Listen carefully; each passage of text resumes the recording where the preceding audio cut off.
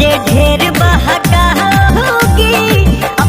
नमस्कार दोस्तों, आप सब देख रहे हैं टॉप बिहार न्यूज चैनल में। आपके साथ हूँ आपका भाई संजीव कुमार शुक्ला। साथियों, ये देखिए साथियों, एक बार फिर से बवाल गाने पर बवाल तरीके से, जी हाँ, महिमा सिंह का बवाल रील आ चुका है जो कि स्क्रीन पर चल रहा है। और ये जो गाना बज रहा है, मेरे मौरद महोदय जी डिस्टर्ब ना कीजिए, जी हाँ, मेरे मौरद महोदय जी डिस्टर्ब ना कीजिए, यह पावर स्टार पवन सिंह जी का सॉन्ग है। और इसी गाने पर काफ़ी दिनों के बाद एक बवाल रील बनाया। जी हाँ दोस्तों, काफ़ी दिनों के बाद पवन सिंह के गाने पर महिमा सिंह का बवाल रील आया हुआ है।